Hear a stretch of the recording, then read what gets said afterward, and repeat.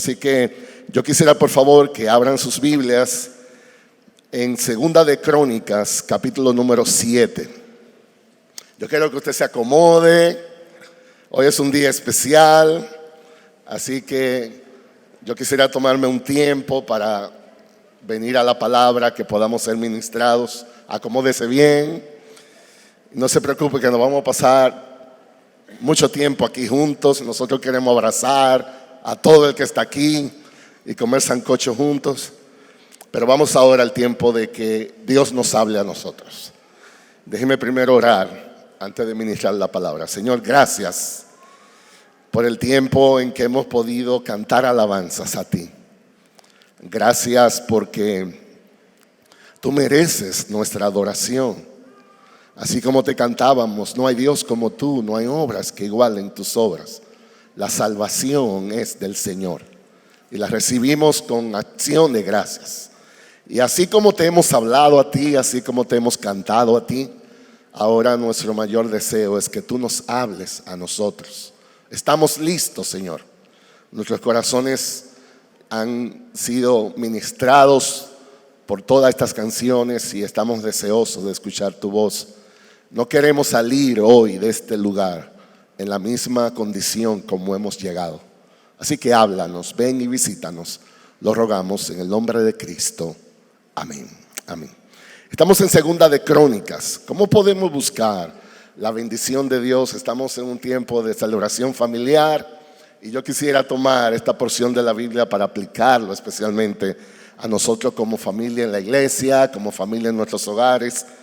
Segunda de Crónicas, voy a leer primero en el capítulo 7, versos 11 al 14. Dice: cuando Salomón terminó el templo del Señor y el palacio real, llevando a feliz término todo lo que se había propuesto hacer en ellos, el Señor se le apareció una noche y le dijo: he escuchado tu oración y he escogido este templo para que en él se me ofrezcan sacrificios. Cuando yo cierre los cielos para que no llueva, o le ordene a la langosta que devore la tierra, o envíe pestes sobre mi pueblo, si mi pueblo que lleva mi nombre se humilla y ora y me busca y abandona su mala conducta, entonces yo lo escucharé desde el cielo, perdonaré su pecado y restauraré su tierra. Déjeme muy brevemente introducir. Yo creo que todos nosotros, de alguna manera u otra, anhelamos ser bendecidos por Dios. Todos nosotros queremos de alguna manera recibir la frescura de su presencia, sentir a Dios cerca en nuestras vidas. Es un profundo anhelo del alma que todo ser humano, sin excepción, posee. Yo no creo que haya nadie en su sano juicio que se levante y desde que se levante diga: yo creo que hoy puede ser un buen día para que todo me salga mal. Yo no creo que nadie con la cabeza bien puesta va a pensar así. Todos nosotros queremos ser bendecidos. Todos nosotros queremos que las cosas nos hagan bien. El problema es que a veces le llamamos bendición a cosas o a situaciones que al final no resultan ser tan buenas como nosotros pensábamos. Nosotros usamos el término bendición de una manera muy simple. A veces llamamos bueno a lo que nos conviene en el momento, y ese es el problema. Pero para que algo sea una real bendición, Dios siempre tiene que ser parte de eso. Para que algo sea una bendición, Dios tiene que estar incluido. Es Dios el único que puede garantizar que no importa lo que esté en juego, al final de la historia resulte de beneficio para nuestras almas. Solo Dios puede hacer eso. Entonces, la pregunta es esta: ¿A qué llamamos ser bendecidos por Dios? ¿Qué es lo que queremos decir cuando anhelamos en el alma: yo quiero ser bendecido por Dios? En el libro de Proverbios 10:22, no tienen que buscarlo, lo voy a referir, dice: bendición del Señor es la que enriquece, pero no añade tristeza con ella. Eso es bendición de Dios. La bendición de Dios es la que enriquece, pero no añade tristeza con ella. Hay veces que nosotros somos enriquecidos, prosperados, pero no hay alegría, no hay paz, no hay tristeza, no hay disfrute. Dios da, y cuando es una bendición, también da su gozo, también da su paz. Aún en medio de sufrimientos podemos gozarnos en Él. Cuando Dios bendice, entonces el resultado no se puede medir por lo que yo disfruto por fuera. Cuando Dios bendice, debemos medirlo por cómo yo disfruto por dentro. Es algo que trae deleite al alma. No es algo que yo siento, como decía el hermano, simplemente, sino que mi alma es acercada a Dios. Cuando Dios bendice, el resultado no se puede medir por un momento temporal, sino que es un beneficio que se mantiene, es un beneficio sostenible, es por el resto de mi vida. Cuando Dios bendice, el parámetro no puede ser lo que yo quiero, sino sobre todo lo que yo necesito para yo estar más cerca de Dios. En esencia, ser bendecido significa eso: estar más cerca de Dios. La pregunta es: ¿cómo funciona eso? ¿Cuáles son los elementos que envuelve una bendición? Y esa es la pregunta que quisiéramos responder en esta mañana durante todo el tiempo de nuestra predicación. Déjeme explicar brevemente el contexto aquí en 2 de Crónicas capítulo 7. Esa declaración que leímos en el verso 14 fue dada a Salomón cuando Salomón estaba dedicando el templo que construyó para el Señor. Esa construcción duró 7 años y medio. Fue un largo proceso de preparación. Y ahora estamos en el momento donde ese templo está siendo dedicado. Estamos hablando de uno de los servicios de adoración más importantes de la Biblia entera. Todo el pueblo de Israel está presente. La casa que ha sido construida se está dedicando a Dios.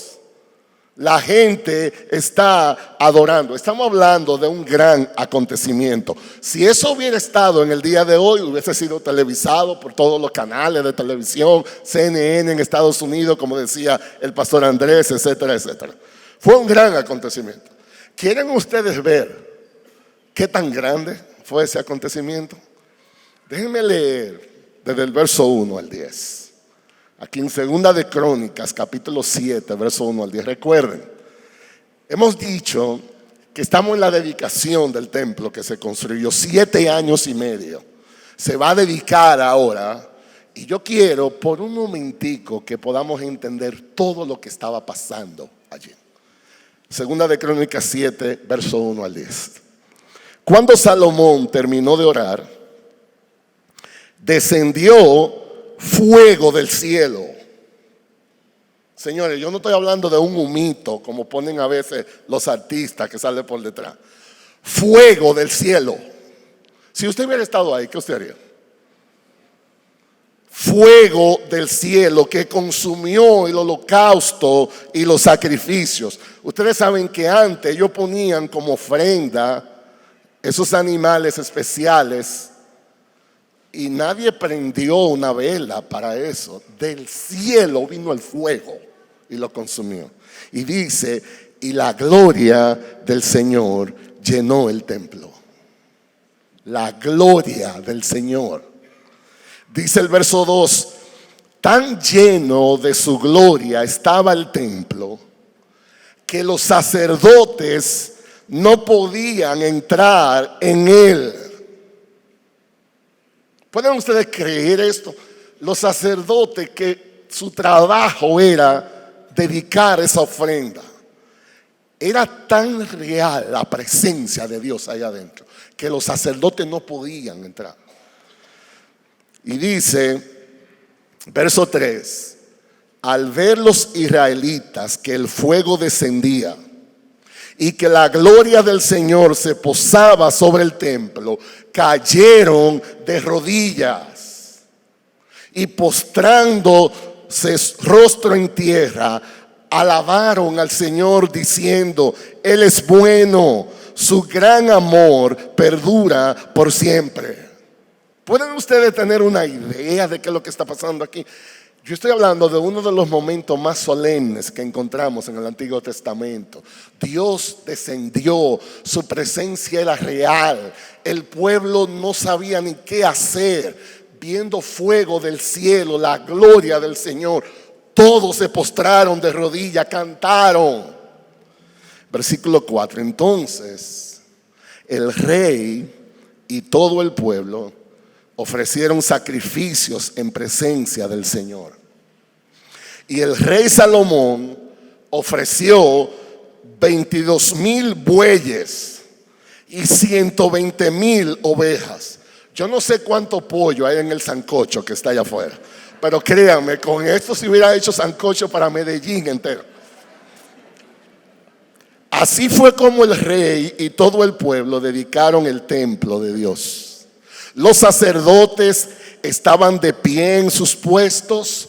Los levitas tocaban los instrumentos musicales que el rey David había hecho para alabar al Señor y con los cuales cantaba: su gran amor perdura para siempre. Los sacerdotes tocaban las trompetas frente a los levitas y todo Israel permanecía de pie. Eso es lo que se llama un servicio de adoración.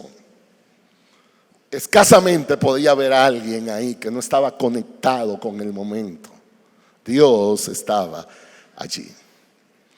Y dice el verso 7 que Salomón también consagró la parte central del atrio que está frente al templo del Señor, y allí presentó los holocaustos y la grasa de los sacrificios de comunión, ya que en el altar de bronce que hizo Salomón no había espacio para los holocaustos, la grasa y las ofrendas de cereales.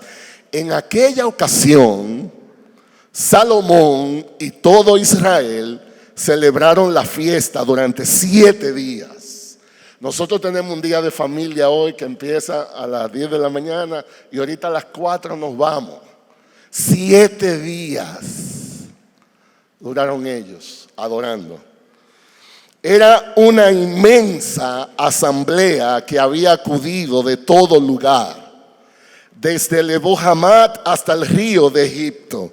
Y al 8º día tuvieron una asamblea solemne porque habían celebrado la consagración del altar durante 7 días y la fiesta durante 7 días más. Ya vamos por 14. El día 23 del mes séptimo, Salomón envió al pueblo a sus casas, por fin. Eso es lo que se llama una vacaciones colectiva, lo que hubo ahí. Y ya Salomón dijo: vamos a despachar a esta gente, ya está bueno.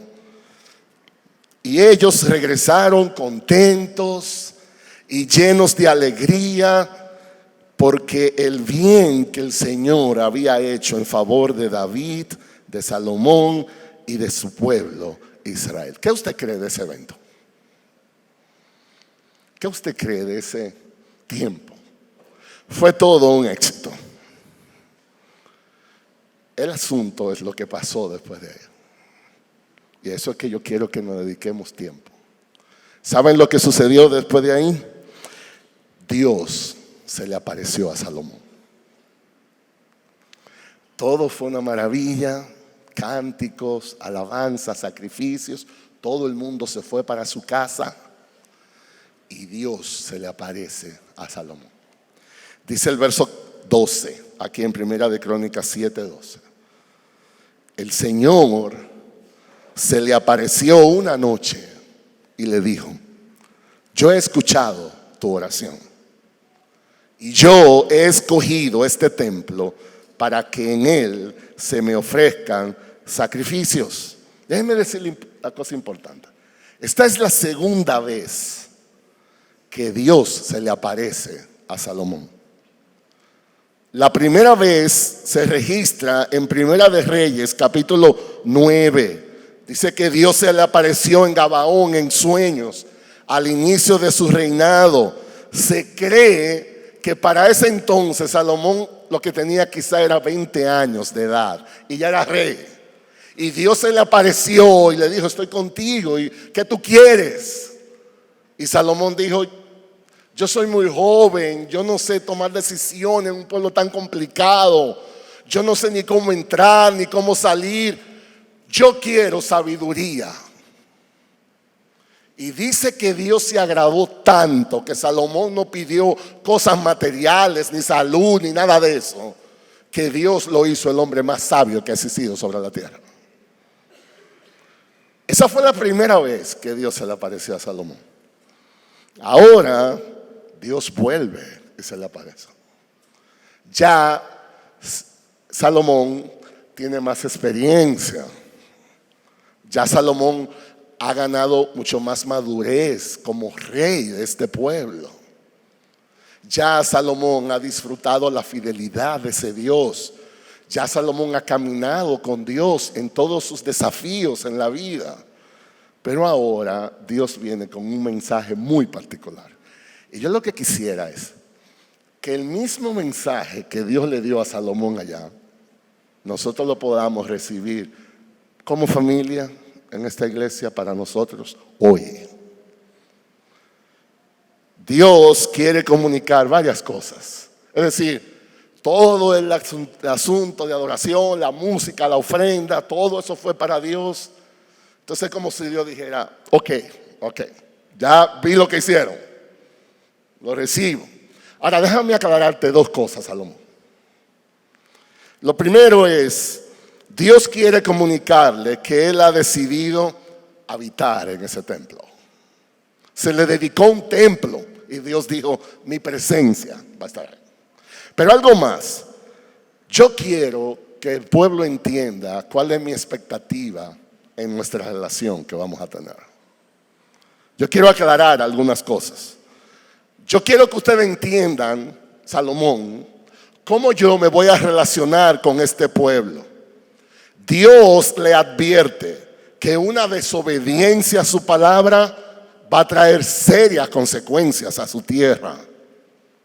Y Dios le establece condiciones necesarias para cómo trabajar sus juicios contra ellos. Le voy a leer de nuevo lo que Dios le dijo a Salomón y que es como un mensaje para nosotros. Segunda de Crónicas 7, versos 13 y 14. Dice Dios: cuando yo cierre los cielos para que no llueva, o le ordene a la langosta que devore la tierra, o envíe pestes sobre mi pueblo, esto es lo que yo pretendo que ustedes hagan. Si mi pueblo, que lleva mi nombre, se humilla, ora y me busca y abandona su mala conducta, entonces yo los escucharé desde el cielo. Yo voy a perdonar sus pecados. Yo voy a restaurar su tierra. Y lo que vamos a considerar hoy es lo que yo llamo el método de Dios para dar una verdadera bendición. ¿Cómo trabaja la bendición de Dios? ¿Qué es lo que Dios pide de nosotros para poder bendecirnos? Esto es una exhortación dirigida no solo a los líderes de la iglesia, sino a todo el pueblo. Entonces, estamos celebrando la semana de la familia aquí. Yo lo que quisiera que escuchemos, ¿qué tiene Dios que decirnos a nosotros como iglesia, como familia particular? ¿Qué Dios quiere hablarnos?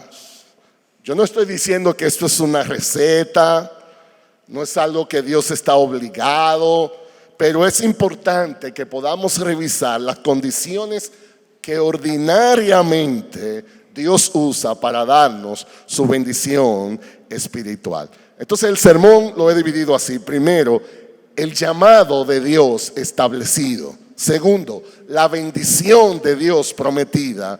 Y tercero, un punto de aplicación. ¿Cuál es el llamado que Dios hace primero? Segundo, ¿qué es lo que Dios promete que hará? Y tercero, una aplicación. ¿Están listos entonces para el vuelo? ¿Listos? Primer punto, el llamado de Dios establecido.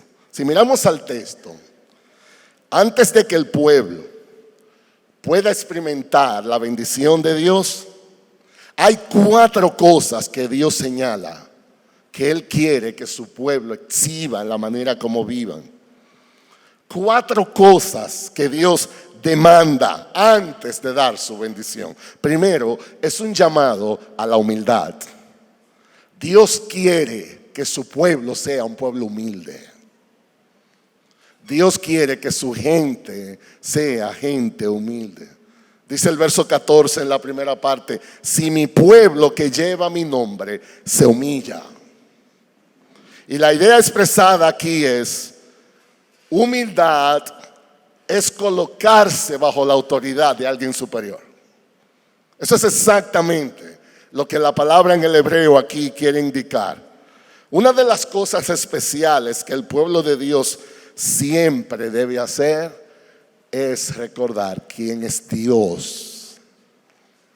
Dios es Dios allá arriba. Nosotros estamos aquí en la tierra, somos muy pequeñitos. Y Dios quiere que reconozcamos la diferencia. Dios es excelso. Nosotros somos polvo de la tierra. ¿Cómo luce el Dios al cual servimos? En nuestras mentes. Cuando pensamos en Dios, pensamos en un Santa Claus como eso que ponen en los centros comerciales, que es un viejito que ni puede levantarse él solo, que casi uno experimenta más compasión que reverencia. Esa es la imagen que tenemos de Dios. Déjame ayudarle. ¿Cómo Dios se revela él mismo en la palabra? Escuchen esto. Isaías 40, voy a leer algunos datos. Pongan atención. Eso es Dios hablando del mismo.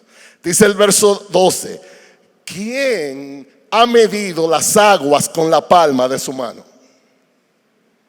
¿Quién ha abarcado entre sus dedos la extensión de los cielos con sus dedos? ¿Quién metió en una medida de polvo la tierra entera? ¿Quién pesó en una balanza las montañas y los cerros?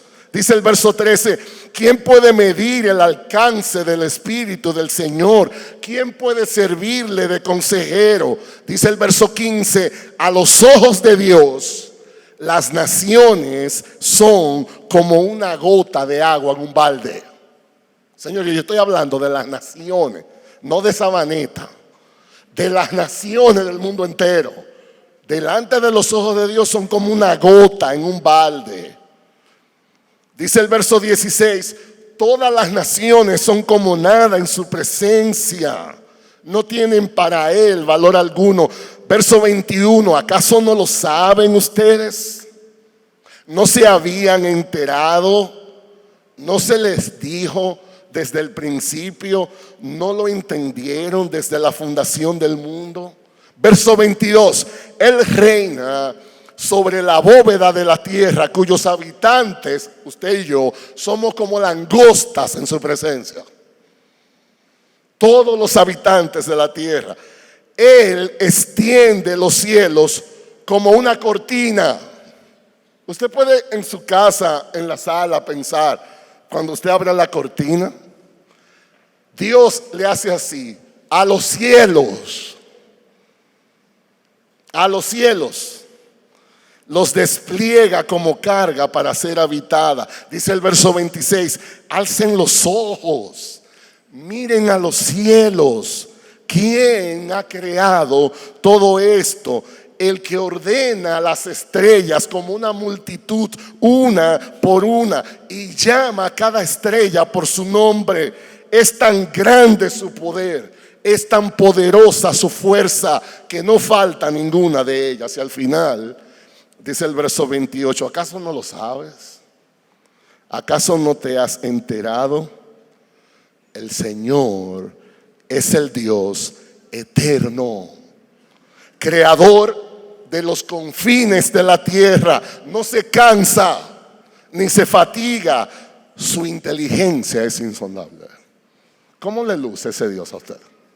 Se parece al Santa Claus del mall de allí, del centro comercial. El problema de nosotros es que nos creemos demasiado grandes. Y como casi vemos a Dios como un compañero de trabajo. Si nosotros no desarrollamos una visión de Dios en su grandeza, en su poder, vamos a tener problemas. Dios se revela en su creación. Una de las cosas que debemos hacer nosotros cuando contemplamos la creación es decir, wow, ¿qué Dios es este que hizo eso? Déjeme contarle, nosotros, mi morena y yo, vivimos en Arizona, en Estados Unidos. Aunque ministramos en República Dominicana, realmente nuestro hogar está en Arizona. Una de las atracciones naturales más grandes de Arizona, y no solamente de Arizona, de todo Estados Unidos, es algo que llaman el Gran Cañón. El Gran Cañón es un hoyo inmenso. ¿Saben lo que es una cosa inmensa? ¿Qué tan grande? Dice que de longitud el Gran Cañón tiene 446 kilómetros. ¿Qué tanto es eso? Bueno, yo estuve chequeando en el internet anoche. La distancia entre Medellín y Bogotá son 419 kilómetros. El Gran Cañón tiene 446. Tiene 29 kilómetros de anchura, casi 2 kilómetros de profundidad. Cuando uno va ahí, entonces usted llega, ¿verdad? Y se va acercando y usted se pone en el borde y usted ve este abismo. Usted se queda sin respiración.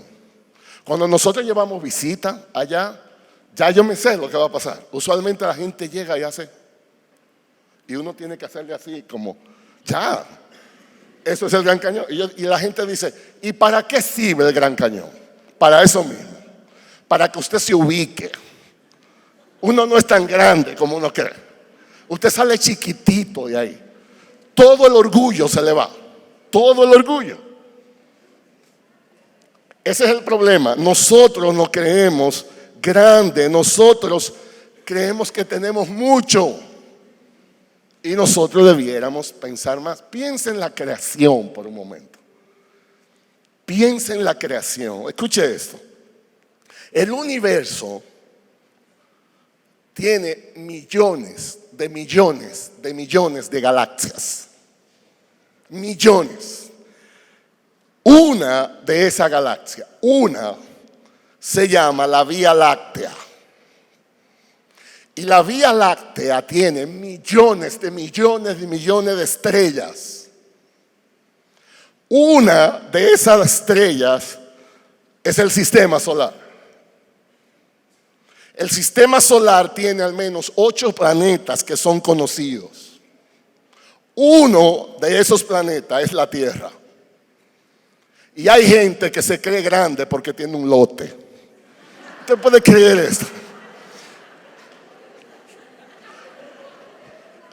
Ponga eso en contexto.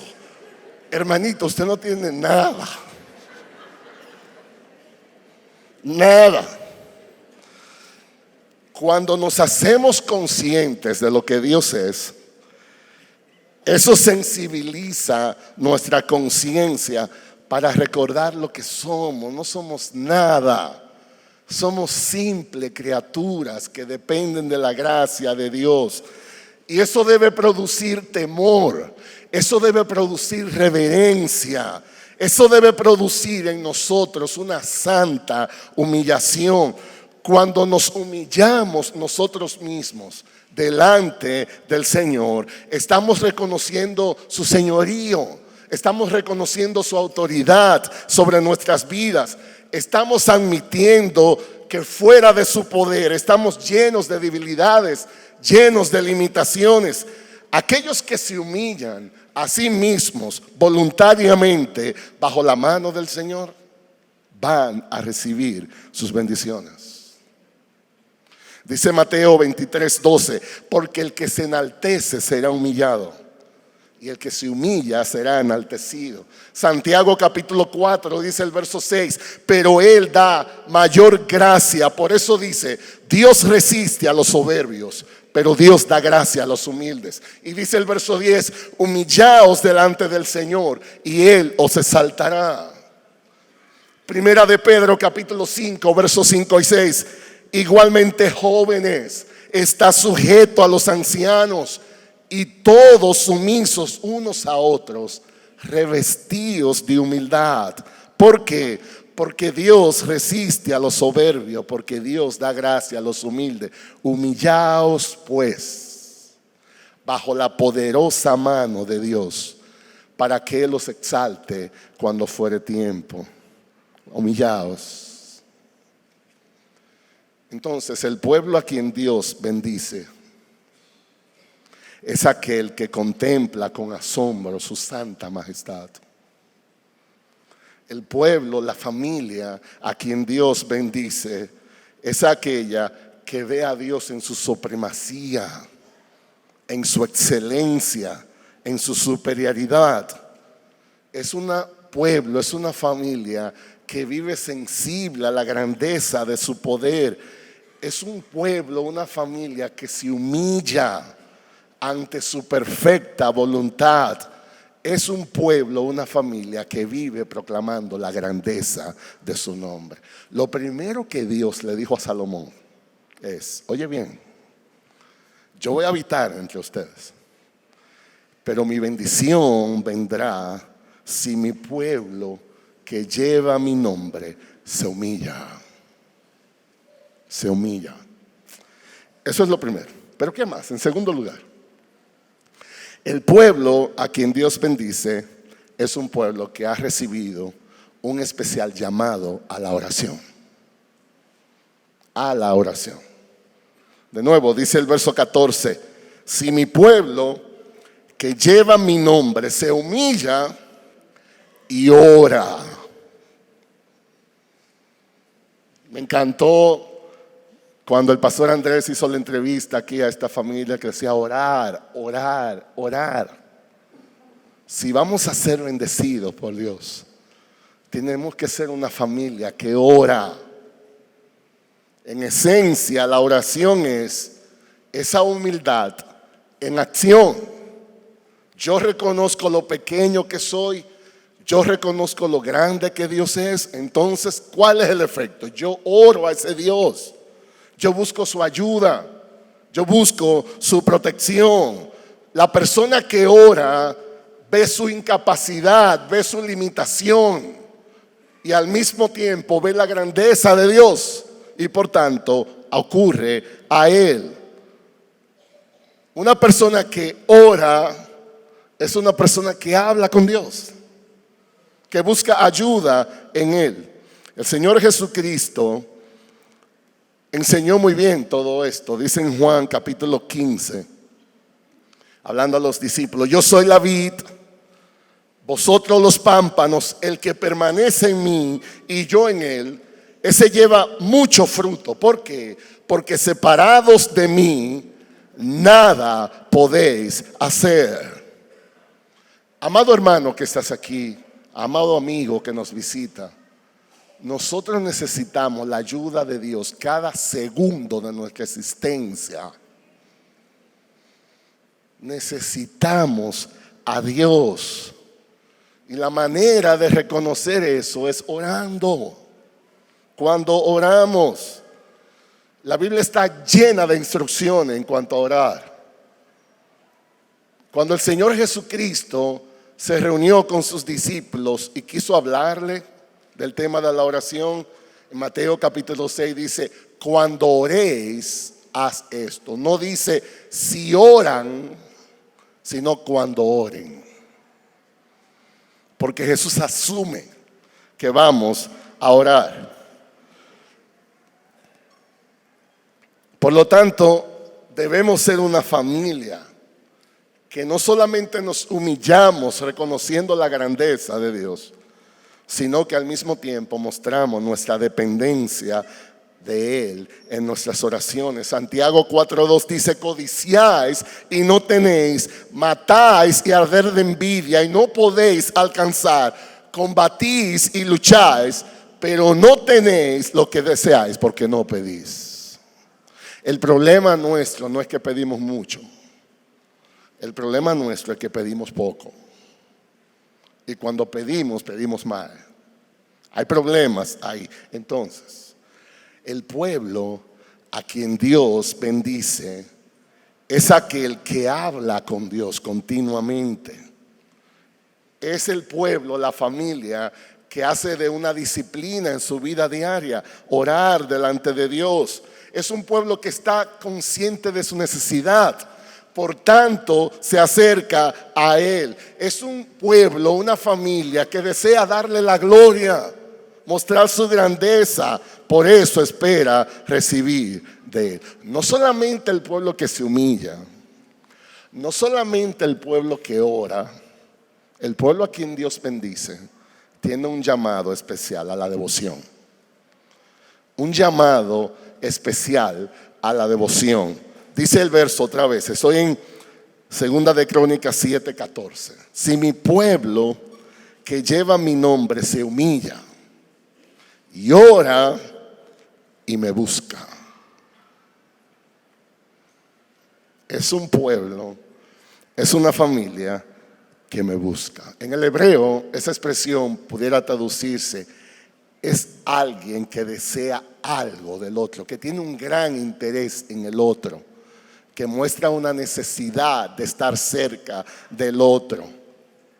La idea es que al ver su grandeza, esa humildad que nos hace depender de Él, entonces nos hace apasionados por Él. ¿Ha visto a una gente enamorada? Quiere estar más tiempo con la persona que ama. No quiere estar distante, las horas se le pasan rápido. Dios bendice el pueblo que le busca, que desea estar en su presencia, que se deleita al escucharle, que tiene un gran interés por estar alrededor de lo que Él es. Dios nos capacita para experimentar que ninguna cosa en esta vida es más importante, más hermosa y más necesaria que Él. Nada en este mundo puede llenarnos como Dios. Y Dios dice: yo te voy a bendecir si tú me buscas, si tú cultivas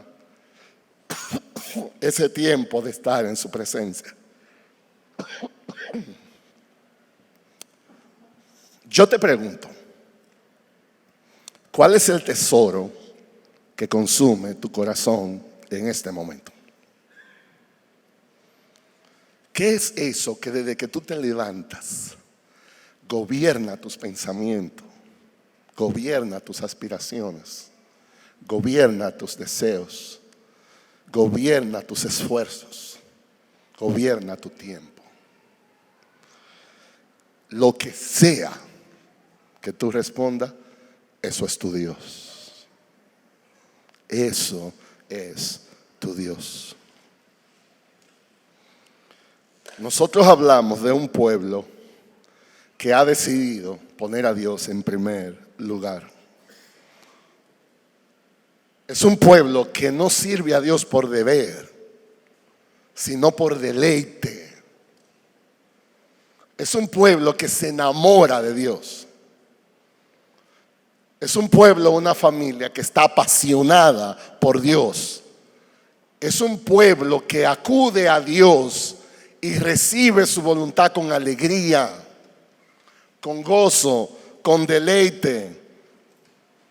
Uno de los problemas que enfrentamos en esta generación es que hemos perdido ese deseo por Dios. Las cosas de este mundo nos han robado tanto los esfuerzos, las energías, que hemos dejado de desear a Dios. Tenemos demasiado afanes en este mundo. Y eso es lo que impide que podamos tener deleite con Dios. Cuando eso se vuelve un patrón, entonces no disfrutamos a Dios. Perdón. Venimos a la iglesia y el servicio resulta largo. Venimos a la iglesia y salimos iguales. Gracias, pastor. Déjeme beber un poco de agua.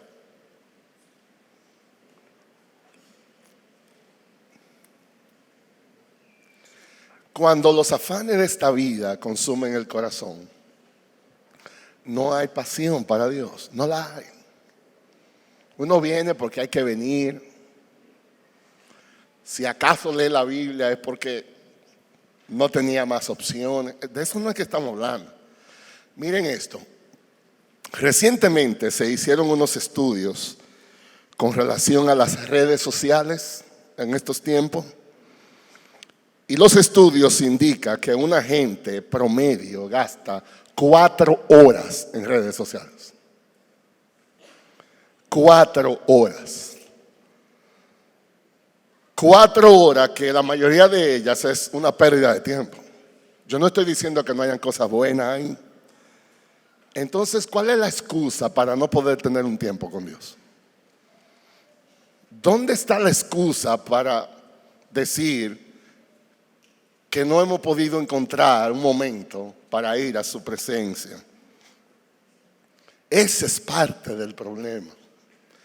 Entonces, el pueblo que Dios bendice, la familia que Dios bendice, estamos hablando de que se enamoran de Él, desean estar cerca de Él, disfrutarle por siempre.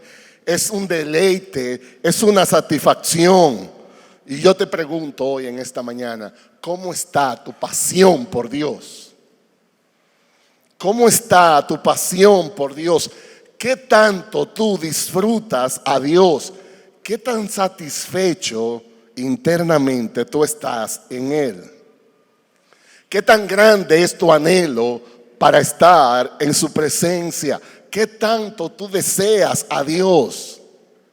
Dice el Salmo 16, verso 11, tú me mostrarás la senda de la vida, en tu presencia hay plenitud de gozo, delicias a tu diestra para siempre.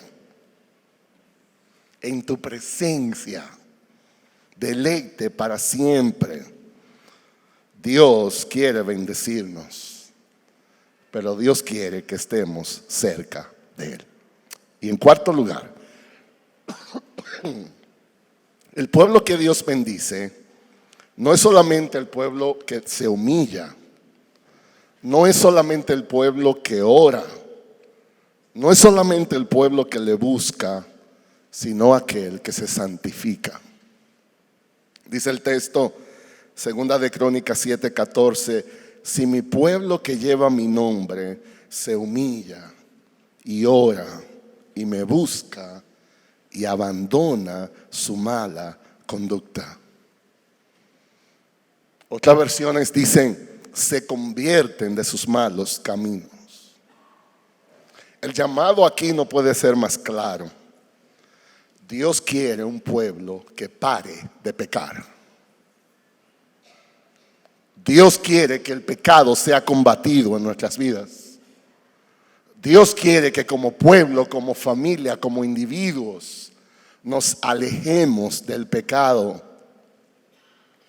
El llamado aquí es a examinar nuestras vidas, a identificar qué cosas estamos haciendo que no agradan a Dios.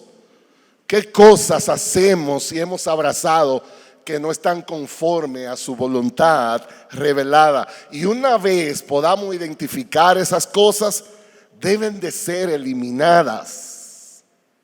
Dios habita con el santo. Escuche esto, una de las cosas que decía los hombres en este fin de semana es acerca de Dios. Uno de los atributos más importantes de Dios es su santidad. ¿Cómo lo sabemos? Por la manera como Dios se revela en su palabra. Dios tiene muchos atributos, pero ninguno de ellos aparece repetido cuando Dios se revela. Usted nunca va a leer en la Biblia que diga que Dios es infinito, infinito, infinito. Usted nunca va a leer en la Biblia que diga que Dios es todopoderoso, todopoderoso, todopoderoso.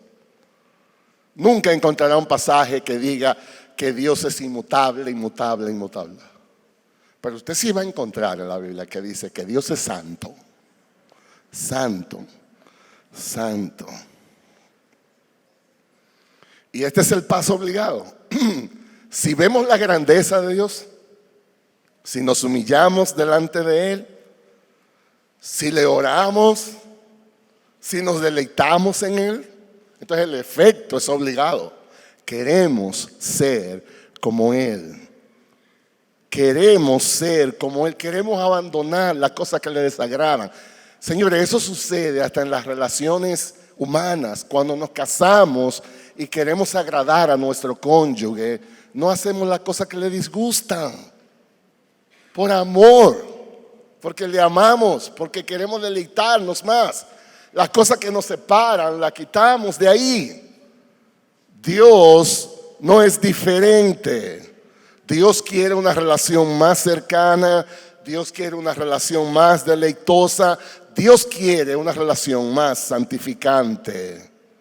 Dice Isaías, capítulo 55, verso 7. Deje el impío su camino y el hombre inicuo sus pensamientos y vuélvase a Jehová, el cual tendrá de él misericordia, al Dios nuestro, el cual es amplio en perdonar. Ezequiel capítulo 18. Echad de vosotros todas vuestras transgresiones con que habéis pecado y haceos un corazón nuevo, un espíritu nuevo, porque moriréis, casa de Israel. Dios quiere que andemos como Él manda. El pueblo a quien Dios bendice es el pueblo que determina vivir una vida de santidad en su presencia.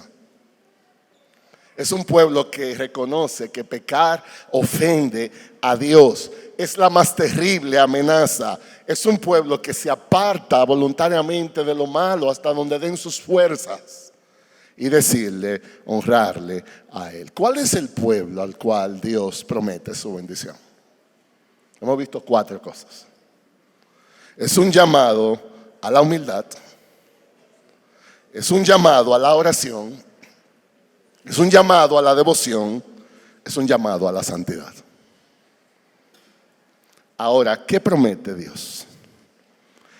Vienen de nuevo el verso 14, aquí en 2 de Crónicas 7. Si mi pueblo, que lleva mi nombre, se humilla y ora y me busca y abandona su mala conducta, yo lo escucharé desde el cielo. Yo perdonaré su pecado. Yo restauraré su tierra. 3 cosas promete Dios. Recuerden cómo empezamos el sermón. ¿Qué es lo que es una bendición? ¿Cuál es la real bendición? Aquí está. Primero, Dios escucha. Yo oiré desde los cielos. Esa es una gran bendición. Eso es una gran bendición. Es una de las muestras más grandes de su amor. Decir que Dios escucha es lo mismo que decir Dios te ama. Dios te ama. El Salmo 20. Escuchen esto. En el Salmo 20 David está pidiendo el favor de él como rey. Él exhorta a través del Salmo a su pueblo a que ore a Dios por él como rey. ¿Saben cuál es la oración? Dice el Salmo 21, que el Señor te responda en el día de la angustia. Que el nombre de Dios de Jacob se ponga en alto. Esa es la oración que David dice: oren por mí. Le pide al pueblo siendo rey: oren por mí. Y si el pueblo preguntara: ¿qué tú quieres que oren por ti? Que el Señor me responda en el día de la angustia. No hay bendición más grande que esa, que Dios nos responda, que Dios nos escuche. Es lo mismo. Es interesante observar que el concepto de escuchar envuelve una respuesta de Dios. O sea, la idea es: Dios escucha y Dios responde a lo que escucha. No es solamente que escucha y se quedó sentado. La idea en el texto es: Dios te va a atender. Dios escuchará, Dios responderá. Dice el mismo Salmo, el Salmo 20, verso 6: ahora conozco que Jehová salva a su ungido. Lo oirá desde los santos cielos con la poderosa potencia salvadora de su diestra. El mismo Salmo. Yo sé ya que Dios escucha. ¿Por qué? Porque Dios se mostró. Dios respondió. Es interesante que el concepto de escuchar envuelve una confianza en quien oraba. La idea es: Dios escucha y por eso yo confío en Él. El Salmo 20, otra vez, dice el verso 7 y 9: estos confían en carros y aquellos en caballos, mas nosotros del nombre de Jehová nuestro Dios tendremos memoria. Ellos flaquean y caen, mas nosotros nos levantaremos, estamos en pie. Salva Jehová, que el Rey nos oiga en el día que lo invoquemos. Es una expresión de confianza. Cuando Dios dice: yo te escucharé desde los cielos, eso significa: yo te voy a atender, confíame. Cada segundo de la vida yo estaré atento a ti. Dice el Salmo 34, 15: los ojos de Jehová están sobre los justos y atentos sus oídos al clamor de ellos. Atentos sus oídos. Perdón, y el Salmo 84, 11 dice: porque sol y escudo es Jehová Dios. Gracia y gloria dará Jehová. No quitará el bien a aquellos que andan en integridad. Dios cuidará de ellos. Pero no solamente eso, hay otra promesa aquí. Dice: yo lo escucharé desde el cielo y yo perdonaré su pecado. Esto es una gran bendición. Una gran bendición. Cuando Dios perdona, significa que Dios acerca a Él. Uno de los problemas del pecado es que separa. Cada vez que nosotros pecamos hay una separación. Si pecamos contra Dios, hay algo que se rompe en mi relación con Dios, espiritualmente hablando. Si usted peca contra su cónyuge, hay una distancia emocional que se crea, a veces física. El perdón existe para remover esa distancia. Cuando Dios dice: yo te voy a perdonar, significa: yo voy a quitar todo lo que nos separa. Yo te voy a traer a mí. Yo te voy a acercar a mí.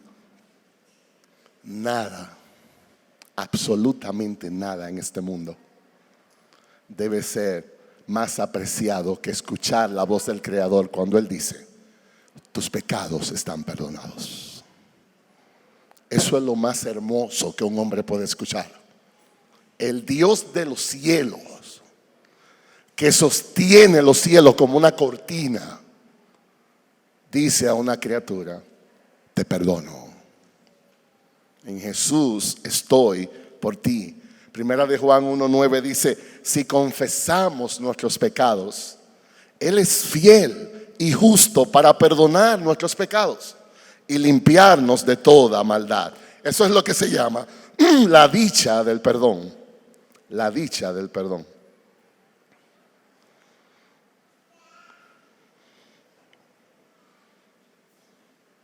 Y finalmente Dios dice, y restauraré tu tierra. Algunos estudiosos de la Biblia coinciden en señalar que esta expresión se usa para indicar protección, seguridad. Te voy a proteger, es la idea.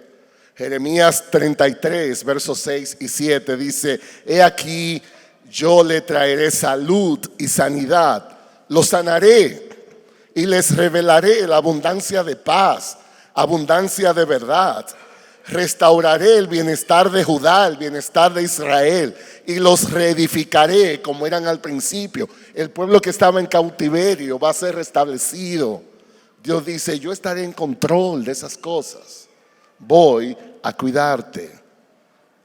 Es decir, Dios bendice y Dios cuida de su pueblo. Dios es escudo y protección. Dios va a proveer paz en medio de las dificultades. Déjenme resumir para terminar. ¿Cuál es el pueblo? ¿Cuál es la familia que Dios bendice? Es un pueblo, una familia que se humilla. Es un pueblo, una familia que ora.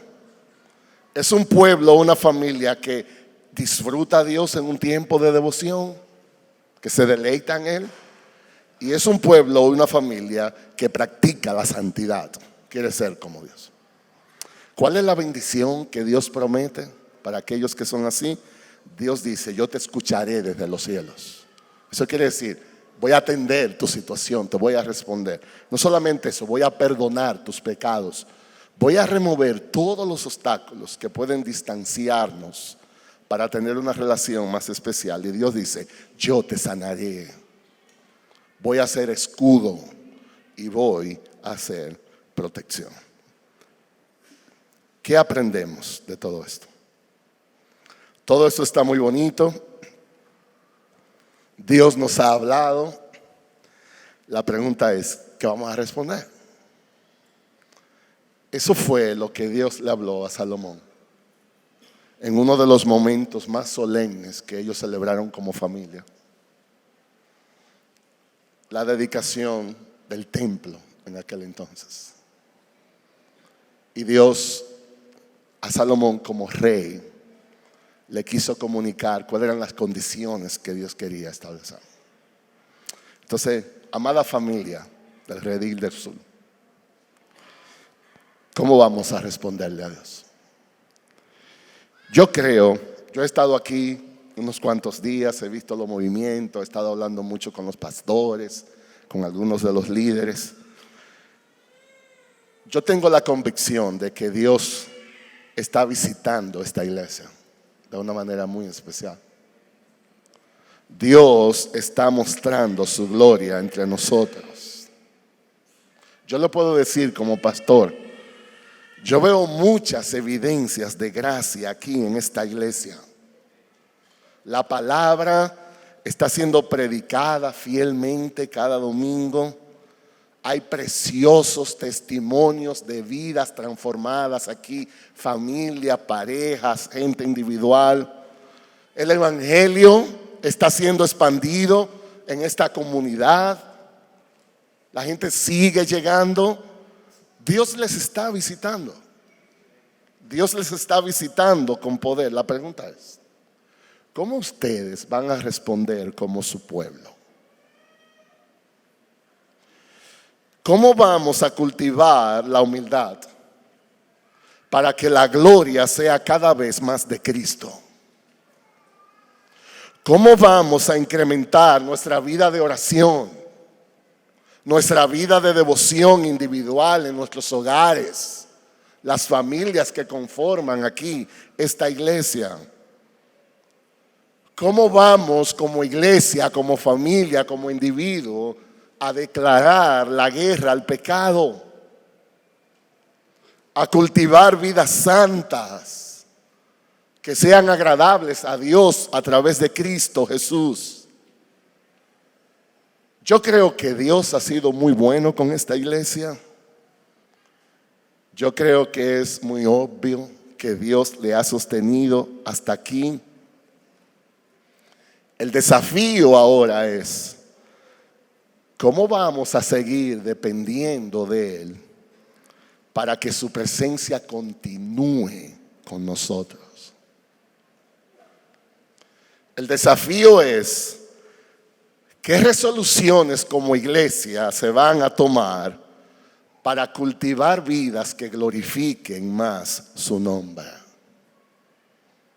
A las familias que están aquí reunidas, ¿qué vamos a hacer en lo privado de nuestros hogares para que podamos agradar a Dios en los términos que Él revela aquí en su palabra?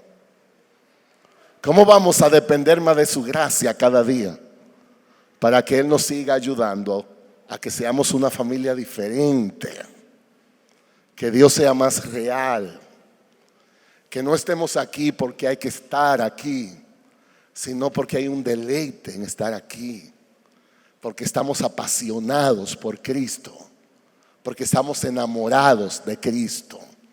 Entonces, nuestra oración es que Dios nos ayude a que podamos ser un pueblo que vive en una humilde dependencia de Él.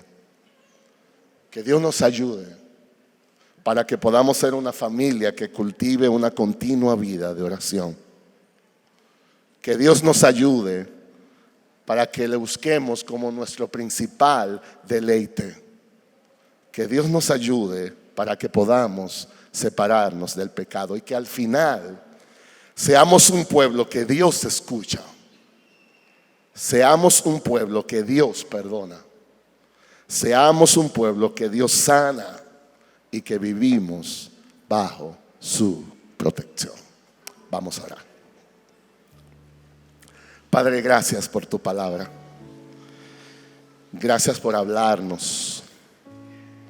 Gracias porque tú eres fiel. Gracias porque tú sustentas nuestra suerte. Gracias por la manera tan especial como tú te has mostrado en esta comunidad de fe aquí en el Redil. Gracias por las vidas que siguen llegando y que tú estás transformando. Nosotros queremos más de ti. Nosotros no queremos estar aquí por estar aquí. Queremos deleitarnos al estar aquí. Queremos ser apasionados por ti, Señor. Solo tú puedes hacerlo. Así que ayúdanos, háblanos, rétanos, desafíanos.